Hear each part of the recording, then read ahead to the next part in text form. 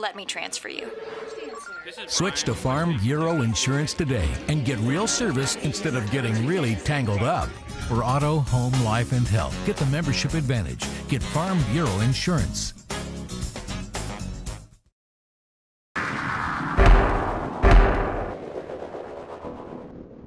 You have a start like that, you're liable to play a good game. I thought we were really zeroed in and played great defense right from the outset. And Bell,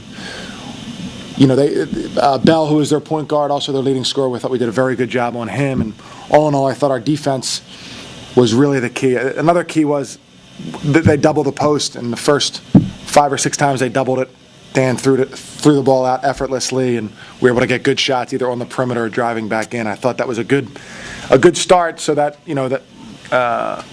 they wouldn't be able to halt our offense or stagnate us in any way. So obviously a good win for us. Maintaining the intensity throughout the game, you'd be pleased with. Yeah, no question. I don't think we shot the ball well, and the numbers would say that too. And so for us to be able to continue to play good defense and really be on every assignment and didn't give up many easy shots, I thought that was really a big key to the game. Even when we had a lull there, we seemed like we were stuck on 53 for a little while, and when we had a lull offensively, we still were able to maintain our defensive intensity, and they weren't able to close the gap at all. People look at Dan's scoring line and wonder what's going on, but all these teams seem to be doubling, and he's just throwing it out. I wonder if you have concerns about his scoring ability, or it's just part of the way they're playing defense now in Richmond. Well, I think it is part of the way they're defending. William & Mary plays a zone, Chattanooga double, so you're going to see those kinds of things.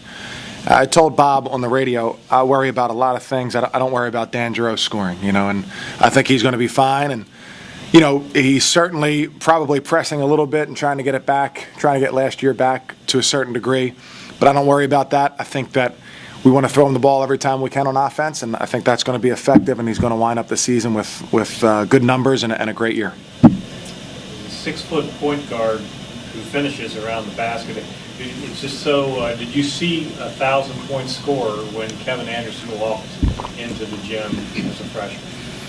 Well, I don't know. I wouldn't have thought it in those terms, but I remember telling Sidney Johnson, who's the coach at Princeton now, was an assistant at Georgetown, and I said I do remember seeing him out recruiting and saying, I think we have a great player, and Kevin has done nothing but live up to that, and the shots that he can make are shots that other guys like myself would have a hard time even attempting, and he's been great. And if he shoots, I told him this all off season, if he shoots in the mid 30% from 3 and has 4 assists per game, I think he's an All-American and one of the best point guards in the country. Chris, your schedule gets tougher really quick. No offense to Longwood, but at least they're not in the same kind of leagues the other teams you play are in. I'm wondering how you approach Tuesday, what kind of send-off you want to get, because after that it's pretty darn rough the rest of the way. It is. I think that, when you look at the schedule and you compartmentalize it, certainly having 4 of these first 5 at home were important to us, and we want to just play. I'd be happy if we played exactly the way we played tonight. Start the game off with intensity, defend the whole game, hopefully shoot a little bit better, get ourselves some easy baskets in transition. But I think we can do that, and as we look, we're not going to look past Longwood or anybody. But you're right, it will change a little bit, and we need to be prepared for that, and I think we will be. There are 11 Spiders that have had 1,000 points as a junior, and you've got 2 of them on your team right now. Can you just? It's kind of rare because when one guy's the guy, it's tough for other guys to get points. Yeah, and Dan will likely be the 3rd soon, so that'll be interesting. Yeah, I agree. I think those 2 guys can score, and scoring is an ability that not every basketball player has, not even at this level. Just the ability to score in different situations, different ways. Dave obviously has made a ton of 3-point shots in his career, and K.A. has made all different kinds of shots, and as has Gonzo. So I think those guys have fed off of one another and helped one another, and I think their all-around games have really developed as they've been in school here, which is great for us, and which helps us get better and better. You talked about Dan pressing a little bit, but it seemed like early on, at least when they were doubling, you said he was throwing out of it quickly. He didn't seem to get frustrated or force anything.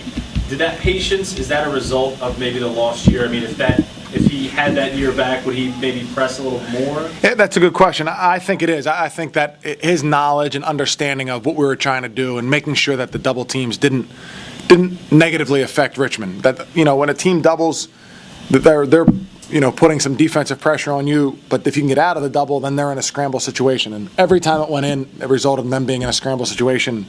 I thought he was great at that, and I do think the year off and just his knowledge and experience really pay off for us.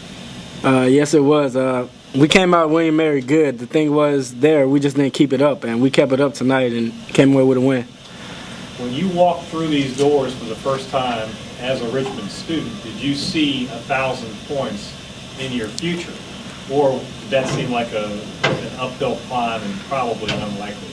Not at all. I still don't even see it now. I probably won't see it till I'm old and retire from basketball. So I mean, it's a big accomplishment. I know that, but I mean, I'll embrace it more when I'm older. Is there a reason you're able to get shots off and make them so close to the basket, where guys your size ordinarily can't make them and sometimes can't shoot them? It's just a great offense that we run. The offense is easy. I get a lot of screens, and then teams really don't know how to defend it. It's really hard to defend, and then my teammates do a great job of finding me. So, I mean, they look hard, but it's a lot easier because my teammates look for me and they know what I can do.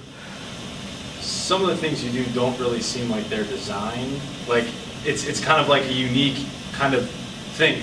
At what point do you sort of maybe abandon the game plan and try to make something happen? Is there a point, or is it just an innate ability kind of? I mean, like I said, with the Princeton offense, there's a lot of opportunities to drive, and when I see an opportunity to drive, I take it. And I mean, it's just not me so much just breaking away from the play. It's me just seeing what I see and just driving when it's open.